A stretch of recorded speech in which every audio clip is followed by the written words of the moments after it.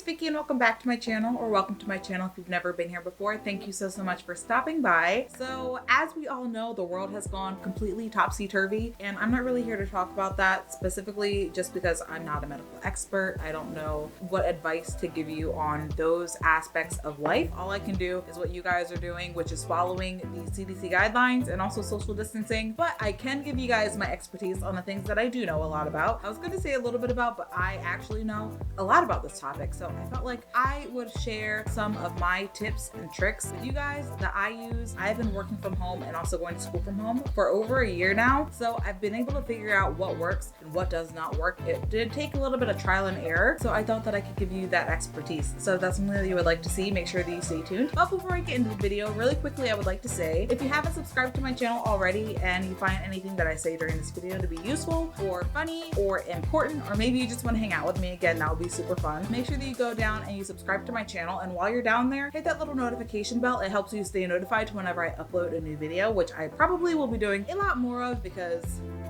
as you guys know, we've got some free time on our hands. So if you like this video, while you're watching this video, make sure that you like the video. It really does help me out a lot along the way, and comment on what videos you would like to see me do. Honestly, just let me know because we're all in this together. I'm here to entertain and I want to do some fun new things too. So now that all of that's been said, let's go ahead and get into the video.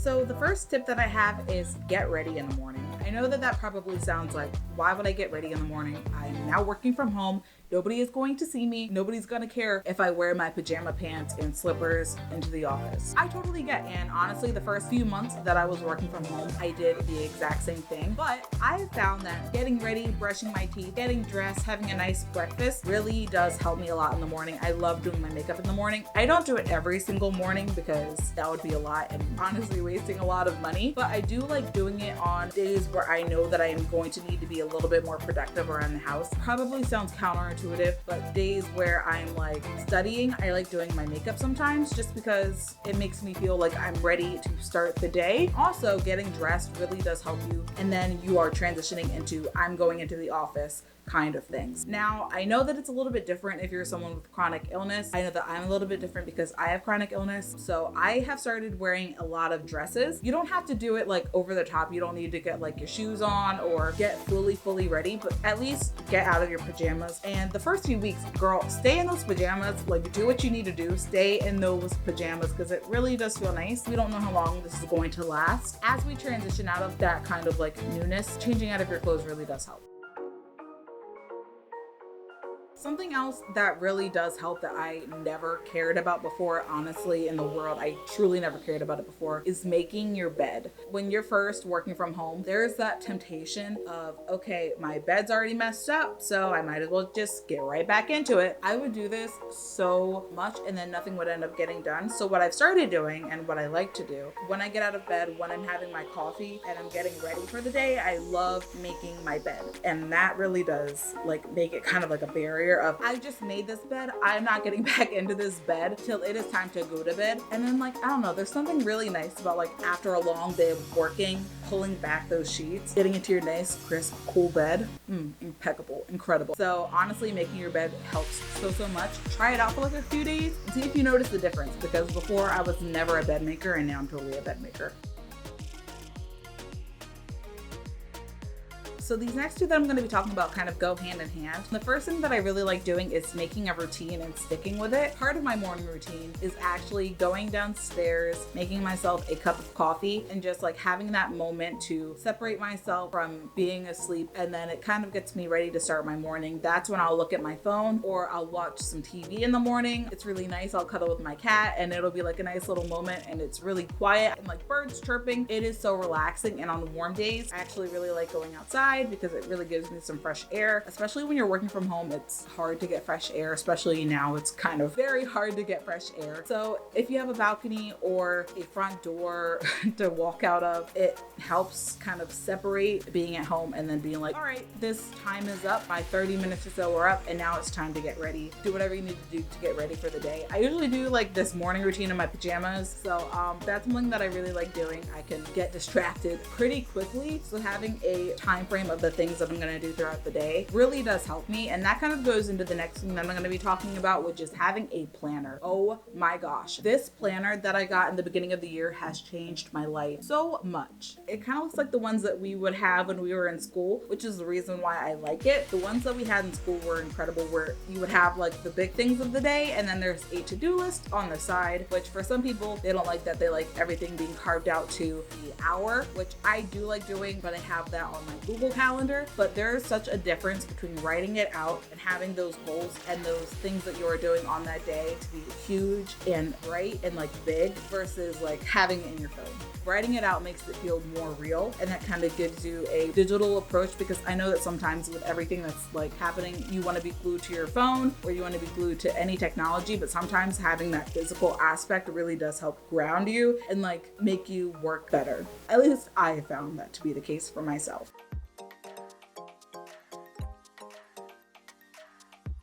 So something that's really helped me out in the last few months was getting a watch. Not your phone, but a watch. This one is an Apple Watch. You don't need to get an Apple Watch. You really do not, unless you like want the features of it. I'm not like here to like say buy an Apple Watch, but having literally any type of watch really does help. You can lose track of time so quickly and not even realize you've done anything. So normally during my workday, I have it to this like blank screen. It's just a flower wallpaper, but I like it because it just tells me what time it is, and it's nothing else that can be distracting, because if I see that I have 7 messages and notifications from Instagram, that's what I'm going to be looking at, not my actual reason for having a watch. So having it set to a simple thing is so nice for me personally. But yeah, I know it sounds pretty redundant, but having a watch helps you keep such great track of time, and I kind of underestimated the importance of it till I got a watch. I definitely do recommend that if you're someone working from home.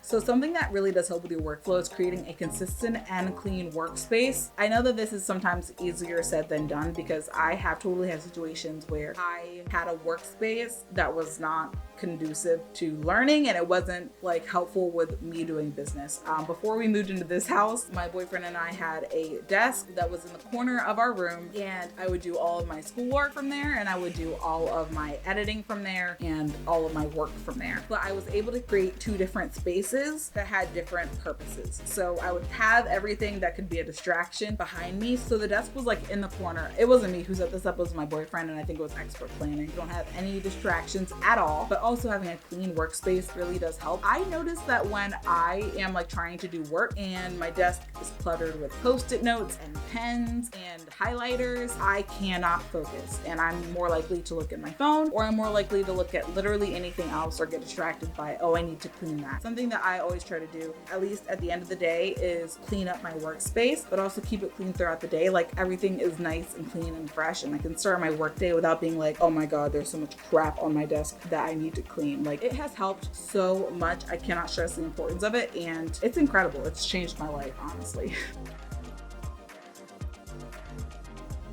So something I want to say is never underestimate the importance of taking a break. I did for a long time. I drove myself into the ground so many times, because I was like, I have to be consistent and I have to be productive and I have to do all of these things in these amount of hours, which is true, but set work hours and keep inside of those and you'll be fine. Calling back to what I was talking about, giving yourself breaks is so important. Like if you were working at a corporation and they didn't give you breaks, that would not fly. You would not be working yourself into the ground for a job that you don't even get breaks from. Give yourself some time to pee. Like that is something that I would never do. I would always be like, no, I'm here to work and I've got to get this stuff done. And that is true, but if you have to go to the bathroom or you have to like get water, it's okay to do that. But also give yourself some time to like breathe. Like give your brain some time, like put your phone away while you're working, because that's such a distraction, but like give yourself some time to be like, all right, I worked for 2 hours. Now I'm going to reward myself with scrolling through TikTok for 30 minutes. And that's what I do. So I put my phone away and I like lock it, and then I flip it upside down and I do my work and I power through for like a good 3 hours. And then I check my watch and I'm like, oh, it's 3 o'clock, time for TikTok. And that's what I do. And it has helped so much. And not just TikTok, I don't just scroll through TikTok all day. I'm promising you, I don't. I like listen to podcasts too. But yeah, give yourself time to take a break. And that kind of goes into another thing that I was going to say. Even though you're taking breaks, don't let that turn into be like, I know that I'm supposed to be working during these set hours that I've planned out for work, but I'm gonna go do laundry. Don't do that. Do not do that, because it is such a slippery slope and your work is not gonna get done. I struggled with this a lot because I would be like, okay, I'm gonna do my homework for an hour, and then I will go do laundry, and then I'll come back and do homework, because laundry turned into doing the dishes, turned into watching Game of Thrones, turned into scrolling through Instagram, and then my work never got done. So don't do your household things during your work hours, because it is not gonna fly and it's not gonna work. You're gonna lose productivity and you're just gonna end up being upset with yourself. For such a long time, again, I would overwork myself and I would be working until like 2 a.m, and my boyfriend would come in and be like, you really should go to bed. And I'd be like, no, because I don't have a boss telling me that I'm doing a great job, or I don't have a teacher hovering over me being like, this is right, this is wrong. It's a lot of accountability for yourself, and that is kind of daunting, but it's going to be okay. But just remember that it's okay to give yourself breaks, and don't drive yourself into the ground, because that's a good way to get burnt out. Make sure that you're still keeping time to do things that are fun or self-care related. Take care of yourself during this as well. It's okay to take care of yourself. I don't think people say that enough, but it is okay to take care of yourself.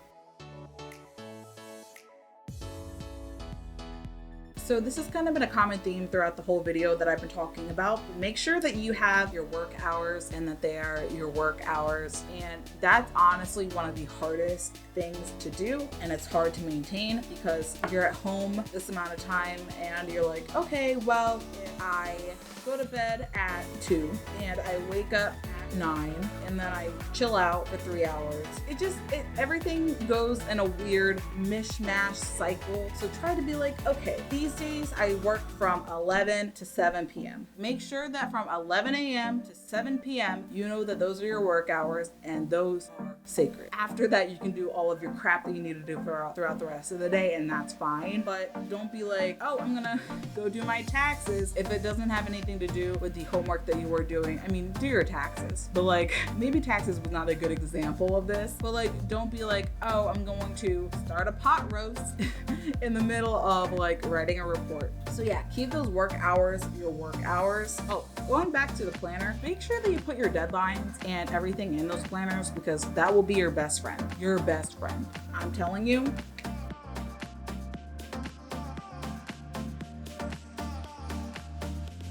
Don't do things during your work hours that you wouldn't do at work. That kind of goes into the other things that I was talking about. But if you are, do not be playing Animal Crossing during your work hours. That's not work. Like, if you could be doing literally anything else that's a distraction, but like, don't play video games. Don't be going to do your laundry. Don't go and be like, oh, I'm gonna go get my hair done, if it wasn't like in your planner, you know? So make sure that you don't do things at work that you wouldn't do if you were at your place of business, because you would not be painting your nails, or maybe you would. I don't know if that's your like style.